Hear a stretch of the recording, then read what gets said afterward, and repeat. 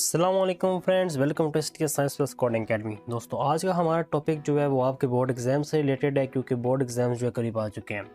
अगर बात की जाए कि बोर्ड के पेपर्स को बेस्ट वे में सॉल्व किस तरह किया जाता है, तो उसके लिए जहन में आने वाले क्वेश्चन सिर्फ 4 हैं। पहला इस तरह क्वेश्चन होता है कि जो क्वेश्चन डिफरेंशिएट आएगा उसको किस तरह सॉल्व करना। मतलब जब आपको दो क्वेश्चन के दरमियान डिफरेंस बताना पड़ जाए तो आपने उसको किस तरह सॉल्व करना। और क्वेश्चन नंबर 2 है कि आपने लॉन्ग क्वेश्चंस को किस तरह सॉल्व करना है, उनमें कौन कौन से स्टेप्स आपने कॉमन रखने हैं। फिर होते हैं न्यूमेरिकल्स और लास्ट है शॉर्ट क्वेश्चंस। ये 4 चीज़ें आपके हर पेपर के अंदर इन्वॉल्व होती हैं। आज हम बात करेंगे कि इन चारों चीज़ों को किस तरह सॉल्व किया जाए, कौन सी टेक्निक्स अप्लाई की जाए कि आप अपने नंबर गेन करने में ज़्यादा से ज़्यादा एफर्ट कर सकें।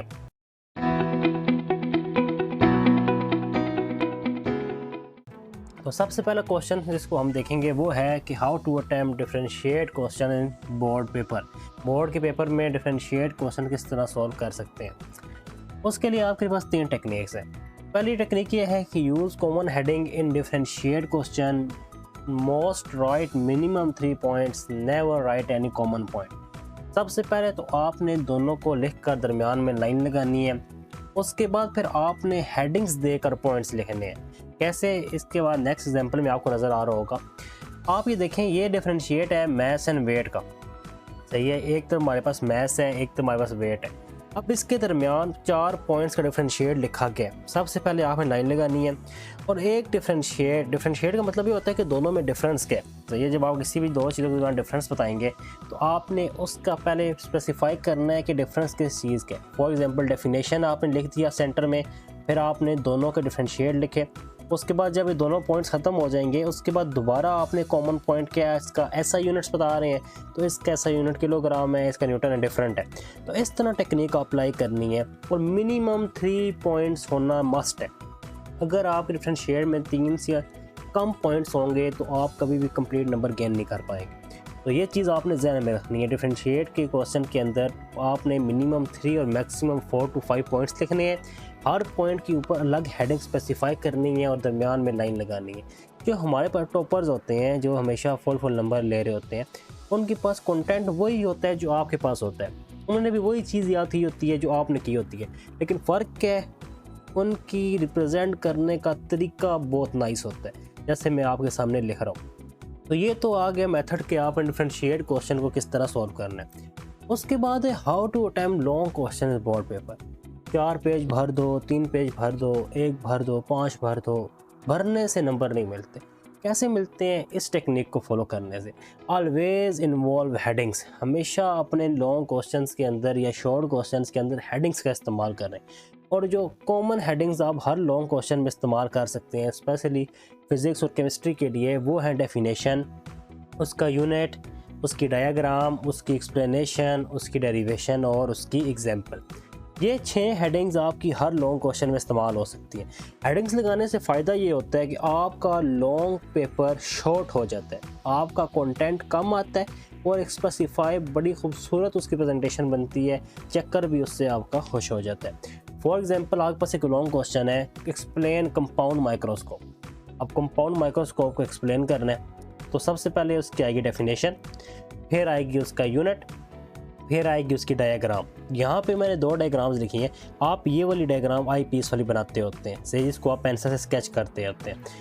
3 पॉइंट्स, उसके बाद आप लिखेंगे एक्सप्लेनेशन, उसके बाद आप लिखेंगे डेरिवेशन और लास्ट में आ जाएगी उसकी एग्जांपल्स। तो ये 6 पॉइंट्स आप देखें, इन्होंने अगर इनको आप पेपर में लिखेंगे तो मिनिमम 1.5 और मैक्सिमम 2.5 पेज कवर कर लेंगे। तो इस तरह लॉन्ग क्वेश्चन लिखने से क्या होगा, उसकी प्रेजेंटेशन भी अच्छी हो जाएगी और उसका जो रिज़ल्ट है वो भी आपको अच्छा मिलेगा। निशान चेकर जब देखेगा कि स्पेसिफाई तरीके से लिखा हुआ है, साफ़ सुथरा लिखा हुआ है, तो उसको आइडिया हो जाएगा कि यार इसको आता था, इसीलिए इसने जो है इतनी मेहनत की है प्रेजेंटेशन में, तो आपको नंबर दे देगा। तो ये तो हो गया लॉन्ग क्वेश्चन भी। अब न्यूमेरिकल्स किस तरह सॉल्व करें, ये भी एक बहुत बड़ा प्रॉब्लम है जो मैं स्टूडेंट्स में अक्सर देखता हूँ। क्या करते हैं, ऐसे ही गिचमिच कर देते हैं, एक के बाद दूसरी लाइन, तीसरी, चौथी और मिक्स कर देंगे, ना गिवन लिखा ना टू फाइंड लिखा। तो न्यूमेरिकल सॉल्व करने के लिए आपके पास 5 हेडिंग्स मस्ट होती हैं। पहली आती है गिवन, जो डाटा आपको दिया गया है। उसके बाद आती है टू फाइंड, जो आपने फाइंड करना है। फिर आता है फार्मूला, जो आप इस्तेमाल करने लगे हैं। फिर आता है सोल्यूशन और फिर आता है रिजल्ट। फॉर एग्जांपल आप देखिए एक न्यूमेरिकल सॉल्व हुआ है। अब इस न्यूमेरिकल के अंदर डाटा जो गिवन था वो ये लिखा हुआ है इन 2 लाइन पॉइंट्स के अंदर। जो फाइंड करना था डिस्टेंस वो एस में लिखा हुआ है। फार्मूला आपको फार्मूला नज़र आ रहा है। सोल्यूशन में आपने अलग, हर स्टेप को आपने अलग अलग कर दिया। फॉर एग्जांपल चेकर बैठा हुआ है। अब उस चेकर ने सिर्फ इतना देखना है कि आपने फार्मूला ठीक लगाया या गलत लगाया।